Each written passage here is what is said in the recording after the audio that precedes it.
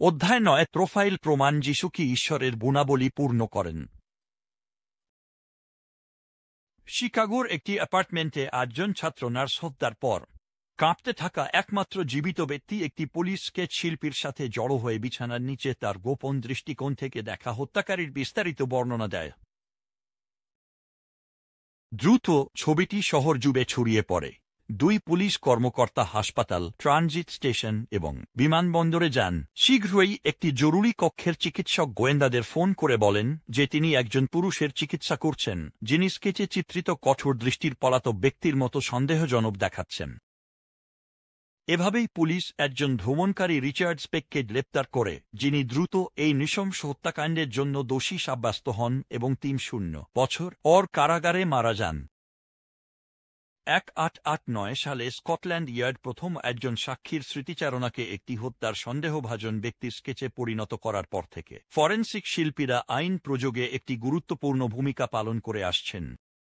আজ ৩০০-এরও বেশি স্কেচ শিল্পী মার্কিন পুলিশ সংস্থার সাথে কাজ করছেন এবং বাড়তে থাকা সংখ্যক বিভাগ একটি কম্পিউটারাইজড সিস্টেমের উপর নির্ভর করছে, যার নাম FIT, electronic facial identification technique. এই সম্প্রতি উন্নত প্রযুক্তিটি সফলভাবে ১৯৭ সালের একটি অপহরণ সমাধান করতে ব্যবহৃত হয়েছিল, যা আমার উপশহরী শিকাগো বাড়ির কাছাকাছি একটি শপিং মলে ঘটেছিল। শিকারী অপহরণকারীর চেহারা সম্পর্কে একটি প্রযুক্তিবিদকে বিস্তারিত তথ্য প্রদান করে, যিনি বিভিন্ন নাক, মুখ, চুলের রেখা ইত্যাদির শৈলী থেকে নির্বাচন করে অপরাধীর একটি ইলেকট্রনিক সাদৃশ্য তৈরি করতে কম্পিউটার ব্যবহার করেন। অঙ্কনটি এলাকার বিভিন্ন পুলিশ সংস্থায় ফ্যাক্স করার কিছুক্ষণ পর একটি অন্য উপশহরের একজন তদন্তকারী ছবিটি একটি অপরাধীর জন্য মৃত রিনার হিসেবে চিহ্নিত করেন, যার সাথে তিনি আগে সাক্ষাৎ করেছিলেন। সৌভাগ্যবশত এটি অপহরণ সন্দেহভাজনকে দ্রুত গ্রেপ্তারের দিকে নিয়ে যায়। অদ্ভুতভাবে একজন শিল্পীর অঙ্কনের ধারণাটি আমাদের যিশুর সত্য সম্পর্কে অনুসন্ধানে সাহায্য করার জন্য একটি রুক্ষ তুলনা প্রদান করতে পারে। এখানে কিভাবে পুরাতন নিয়মে ঈশ্বর সম্পর্কে অনেক বিস্তারিত তথ্য রয়েছে যা খুব নির্দিষ্টভাবে তাঁর চরিত্র বর্ণনা করে। উদাহরণস্বরূপ, ঈশ্বরকে সর্বব্যাপী বা মহাবিশ্বে সর্বত্র উপস্থিত, সর্বজ্ঞ বা চিরকাল যা জানা যায় তা জানেন, সর্বশক্তিমান বা সব শক্তিশালী, চিরন্তন বা সময়ের বাইরে এবং সমস্ত সময়ের উৎস হিসেবে এবং অপরিবর্তনীয় বা তাঁর গুণাবলীতে অপরিবর্তিত হিসেবে বর্ণনা করা হয়েছে। তিনি প্রেমময়, তিনি পবিত্র, তিনি ধার্মিক, তিনি জ্ঞানী, তিনি ন্যায়পরায়ণ। এখন যিশু ঈশ্বর হতে দাবি করেন, কিন্তু তিনি কি দেবত্বের এই গুণাবলী পূরণ করেন? অন্য কথায়, যদি আমরা যিশুকে মনোযোগ সহকারে পরীক্ষা করি, তাহলে কি তাঁর রূপ বাইবেলের অন্যত্র ঈশ্বরের অঙ্কনের সাথে ঘনিষ্ঠভাবে মেলে? যদি না মেলে, তাহলে আমরা উপসংহারে আসতে পারি যে তাঁর ঈশ্বর হওয়ার দাবি মিথ্যা। এটি একটি অত্যন্ত জটিল এবং চিন্তনীয় বিষয়। উদাহরণস্বরূপ, যখন যিশু কপেরনাম শহরের বাইরে একটি পাহাড়ে পর্বতের উপদেশ দিচ্ছিলেন, তিনি একই সময়ে জেরিকোর মেইন স্ট্রিটে দাঁড়িয়েছিলেন না। তাহলে কোন অর্থে তাঁকে সর্বব্যাপী বলা যেতে পারে? তিনি কিভাবে সর্বজ্ঞ বলা যেতে পারে যদি তিনি মার্ক ১:৩-৩ এ সহজেই স্বীকার করেন যে তিনি ভবিষ্যৎ সম্পর্কে সবকিছু জানেন না? যদি তিনি চিরন্তন হন, তাহলে কলসীয় ১:১-৫ এ তাকে সমস্ত সৃষ্টির প্রথম জন্ম বলা হয় কেন? পৃষ্ঠতলে এই বিষয়গুলো মনে হচ্ছে যে যিশু ঈশ্বরের অঙ্কনের সাথে মেলে না। তবুও আমি বছরের পর বছর শিখেছি যে প্রাথমিক ধারণাগুলি বিভ্রান্তিকর হতে পারে। এজন্য আমি খুশি ছিলাম যে আমি এই বিষয়গুলো নিয়ে আলোচনা করতে পারব ডি.এ. কারসনের সাথে, যিনি সাম্প্রতিক বছরগুলোতে খ্রিস্টধর্মের অন্যতম বিশিষ্ট চিন্তাবিদ হিসেবে আবির্ভূত হয়েছেন। অষ্টম সাক্ষাৎকার, Donald A. Carson, PhD. D A. Carson Trinity Evangelical Divinity স্কুলের নতুন নিয়মের গবেষণা অধ্যাপক। ৪০০-টিরও বেশি বই লিখেছেন বা সম্পাদনা করেছেন, যার মধ্যে রয়েছে the Sermon on the Mount, Exegetical Fallacies, the Gospel According to John এবং পুরস্কার বিজয়ী দ্য গ্যাগিং অফ বড। তিনি ১ ডজন ভাষা পড়তে পারেন। ফরাসিতে তাঁর দক্ষতা কেবেকের একটি শৈশব থেকে এসেছে এবং তিনি বাইবেল গবেষণার জন্য টিন্ডেল ফেলোশিপ, বাইবেল সাহিত্য সমিতি এবং বাইবেল গবেষণা ইনস্টিটিউটের সদস্য। তার বিশেষজ্ঞতার ক্ষেত্রগুলোর মধ্যে রয়েছে ঐতিহাসিক যিশু, পোস্টমোডার্নিজম, গ্রিক ব্যাকরণ এবং অ্যাপোস্টল পল ও জনের ধর্মতত্ত্ব। প্রথমে রসায়ন অধ্যয়ন করার পর ম্যাকগিল বিশ্ববিদ্যালয় থেকে স্নাতক ডিগ্রি অর্জন করার পর কার্সন একটি মাস্টার অফ ডিভিনিটি ডিগ্রি অর্জন করেন এবং পরে ইংল্যান্ডে যান, যেখানে তিনি প্রখ্যাত ক্যামব্রিজ বিশ্ববিদ্যালয়ে নতুন নিয়মে ডক্টরেট অর্জন করেন। তিনি 1978 সালে ট্রিনিটিতে যোগ দেওয়ার আগে 3টি অন্যান্য কলেজ এবং সেমিনারিতে পড়িয়েছিলেন। আমি কখনো কার্সনের সাথে দেখা করিনি যতক্ষণ না আমি আমাদের সাক্ষাৎকারের জন্য ট্রিনিটির ডিয়ারফিল্ড, ইলিনয় ক্যাম্পাসে গিয়েছিলাম। সত্যি বলতে, আমি একটি স্টার্চড একাডেমিকের প্রত্যাশা করছিলাম, কিন্তু যখন আমি দেখলাম কার্সন প্রত্যাশিত পণ্ডিত, তখন আমি তার উষ্ণ, আন্তরিক এবং পাস্টোরাল স্বর দ্বারা অবাক হয়ে গেলাম, যখন তিনি কিছু ক্ষেত্রে বেশ তীব্র প্রশ্নের উত্তর দিচ্ছিলেন। আমাদের আলোচনা ক্রিসমাসের ছুটিতে অন্যথায় শুনশান একটি ফ্যাকাল্টি লাউঞ্জে অনুষ্ঠিত হয়েছিল। কার্সন একটি সাদা উইন্ডব্রেকার পরা ছিল, যা একটি বাটন ডাউন শার্টের উপরে ছিল, নীল জিন্স এবং অ্যাডিডাস জুতো পরা ছিল।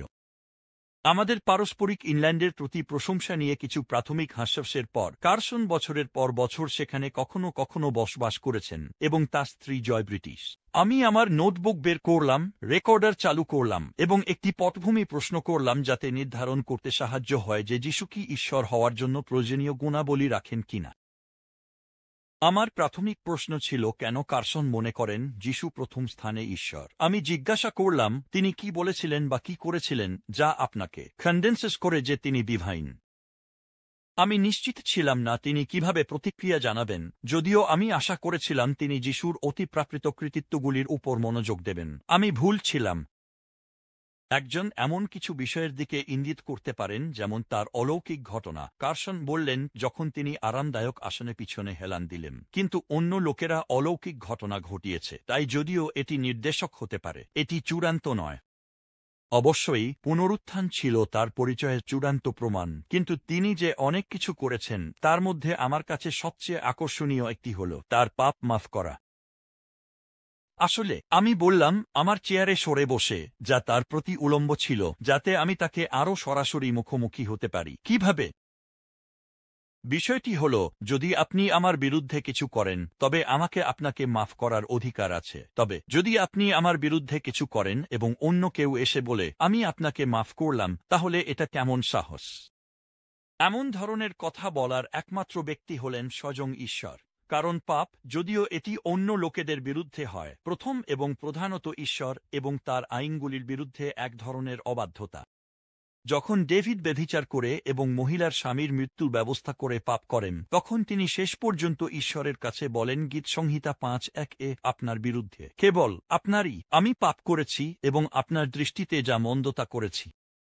তিনি বুঝতে পেরেছিলেন যে যদিও তিনি মানুষের প্রতি অন্যায় করেছেন, শেষ পর্যন্ত তিনি সেই ঈশ্বরের বিরুদ্ধে পাপ করেছেন যিনি তাকে তার চিত্রে তৈরি করেছেন, এবং ঈশ্বরকে তাকে মাফ করতে হবে। তাই যিশু আসেন এবং পাপীদের বলেন আমি আপনাদের মাফ করি। যাহুদিরা এই অবমাননাকে তৎক্ষণাৎ চিনতে পেরেছিল। তারা প্রতিক্রিয়া জানায় পাপ মাফ করতে পারে কেবল ঈশ্বরই। আমার মনে হয় এটি যিশুর করা সবচেয়ে উল্লেখযোগ্য বিষয়গুলোর একটি। যিশু কেবল পাপ মাফ করেননি, আমি লক্ষ্য করেছি, বরং তিনি দাবি করেছেন যে তিনি নিজে পাপমুক্ত এবং নিঃসন্দেহে পাপমুক্ত হওয়া একটি দেবত্বের গুণ। হ্যাঁ, তিনি উত্তর দিলেন, ইতিহাসে পশ্চিমে সবচেয়ে পবিত্র মানুষরা তাদের নিজের ব্যর্থতা এবং পাপ সম্পর্কে সবচেয়ে সচেতন ছিলেন। তারা এমন মানুষ যারা তাদের দুর্বলতা, কামনা এবং ক্ষোভ সম্পর্কে সচেতন, এবং তারা ঈশ্বরের করুণায় সেগুলোর বিরুদ্ধে সৎভাবে লড়াই করছেন। বাস্তবিকই তারা এত ভালোভাবে লড়াই করছেন যে অন্যরা লক্ষ্য করে এবং বলে সেখানে একজন পবিত্র পুরুষ বা মহিলা আছেন। কিন্তু যিশু আসেন, যিনি সোজা মুখে বলতে পারেন, তোমাদের মধ্যে কোনটি আমাকে পাপী প্রমাণ করতে পারে? যদি আমি তা বলি, আমার স্ত্রী এবং সন্তানরা এবং যারা আমাকে জানে তারা খুশি হয়ে দাঁড়িয়ে সাক্ষ্য দিতে প্রস্তুত হবে, যেখানে খ্রিস্টের ক্ষেত্রে কেউই তা করতে পারবে না। যদিও নৈতিক পরিপূর্ণতা এবং পাপের ক্ষমা নিঃসন্দেহে ঈশ্বরের বৈশিষ্ট্য, যিশুকে আরও কয়েকটি গুণ পূরণ করতে হবে যদি তিনি ঈশ্বরের চিত্রের সাথে মিলে যান। এখন তাদের দিকে এগিয়ে যাওয়ার সময় এসেছে। কার্সনের দিকে সহজ প্রশ্ন ছুড়ে দিয়ে শুরু করার পর আমি কিছু কঠিন প্রশ্ন ছুড়তে প্রস্তুত হলাম। আমি কিছু নোট ব্যবহার করে যা আমি নিয়ে এসেছিলাম। আমি যিশুর ঈশ্বরত্বের দাবির বিরুদ্ধে কিছু বড় বাধা নিয়ে দ্রুত গতিতে কার্সনকে আঘাত করলাম। কার্সন, যিশু কিভাবে সর্বব্যাপী হতে পারে যদি তিনি একসাথে দুই স্থানে থাকতে না পারেন? আমি জিজ্ঞাসা করলাম, তিনি কিভাবে সর্বজ্ঞ হতে পারেন যখন তিনি বলেন মানুষের পুত্র তার প্রত্যাবর্তনের সময় জানে না? তিনি কিভাবে সর্বশক্তিমান হতে পারেন যখন গসপেলগুলো আমাদের বলে যে তিনি তার জন্মস্থানে অনেক মিরাকল করতে অক্ষম ছিলেন? জোর দেওয়ার জন্য আমি আমার কলম তার দিকে নির্দেশ করে বললাম, আসুন মেনে নিই, বাইবেল নিজেই যিশুকে ঈশ্বর হিসেবে অস্বীকার করার পক্ষে মনে হচ্ছে। কার্সন যদিও বিচলিত হননি, তিনি স্বীকার করেছেন যে এই প্রশ্নগুলোর সহজ উত্তর নেই। সবশেষে এগুলো অবতার গ্রহণের মূলকে আঘাত করে ঈশ্বর মানুষের রূপ ধারণ করছেন, আত্মা মাংসে রূপান্তরিত হচ্ছে, অসীম সীমিত হচ্ছে, চিরন্তন সময়ের মধ্যে আবদ্ধ হচ্ছে। এটি একটি মতবাদ যা দশক ধরে ধর্মতাত্ত্বিকদের ব্যস্ত রেখেছে, এবং এখানেই কার্সন তার উত্তর শুরু করার সিদ্ধান্ত নেন। বছরের পর বছর ধরে পণ্ডিতরা কিভাবে এই বিষয়গুলোর প্রতি প্রতিক্রিয়া জানাতে চেষ্টা করেছেন। ঐতিহাসিকভাবে এ বিষয়ে 2 বা 3টি পদ্ধতি রয়েছে। তিনি শুরু করলেন যেন তিনি একটি ক্লাসরুমের লেকচার শুরু করছেন। উদাহরণস্বরূপ, গত শতাব্দীর শেষের দিকে মহান ধর্মতাত্ত্বিক বেঞ্জামিন ওয়ারফিল্ড বলেছিলেন, গসপেলগুলোর মাধ্যমে কাজ করুন এবং বিভিন্ন অংশকে যিশুর মানবতা বা তার ঈশ্বরত্বের সাথে যুক্ত করুন। যখন যিশু কিছু করেন যা তার ঈশ্বরত্বের প্রতিফলন, তখন সেটি যিশুর ঈশ্বরত্বের সাথে যুক্ত করা হয়। যখন কিছু তার সীমাবদ্ধতা, সীমিততা বা মানবিকতার প্রতিফলন করে, উদাহরণস্বরূপ তার অশ্রু কি ঈশ্বর কাঁদেন, সেটি তার মানবতার সাথে যুক্ত করা হয়। আমার কাছে মনে হল সেই ব্যাখ্যা সমস্যায় ভরা ছিল। যদি আপনি তা করেন, তাহলে কি আপনি একটি স্কিজোফ্রেনিক যিশু পেয়ে যাবেন? আমি জিজ্ঞাসা করলাম। তিনি উত্তর দিলেন, এটি অজান্তে সেই অবস্থায় ঢুকে পড়া সহজ। সব কনফেশনাল বিবৃতিতে জোর দেওয়া হয়েছে যে যিশুর মানবতা এবং তার ঈশ্বরত্ব আলাদা, তবুও তারা এক ব্যক্তিতে মিলিত হয়। তাহলে আপনি এমন একটি সমাধান এড়াতে চান যেখানে মূলত দুটি মনের অস্তিত্ব রয়েছে, এক ধরনের যিশুমানব মনের এবং একটি খ্রিস্ট স্বর্গীয় মনের। তবে এটি একটি ধরনের সমাধান এবং এর মধ্যে কিছু সত্য থাকতে পারে। এটি একটি ডক্ট্রিন যা শতাব্দী ধরে ধর্মতাত্ত্বিকদের ব্যস্ত রেখেছে। অন্য ধরনের সমাধান হল কিছু রকমের কেনোসিস, যার মানে হল খালি করা। এটি ফিলিপিয়দের 2য় অধ্যায় থেকে উদ্ভূত, যেখানে পল আমাদের বলেন যে যিশু ঈশ্বরের রূপে থাকা সত্ত্বেও ঈশ্বরের সাথে সমান হওয়াকে কিছু হিসেবে ব্যবহার করার বিষয়টি মনে করেননি। এটি এভাবে অনুবাদ করা উচিত, কিন্তু তিনি নিজেকে খালি করে দিয়েছিলেন, তিনি একজন অজ্ঞাত ব্যক্তিতে পরিণত হয়েছিলেন। এটি আমার কাছে একটু অস্পষ্ট মনে হল। আপনি কি আরও স্পষ্ট হতে পারেন? আমি জিজ্ঞাসা করলাম, তিনি ঠিক কি থেকে নিজেকে খালি করেছিলেন? স্পষ্টতই আমি সমস্যাটির উপর আঙুল রেখেছিলাম। সেটাই প্রশ্ন। কার্সন একটি নট দিয়ে উত্তর দিল।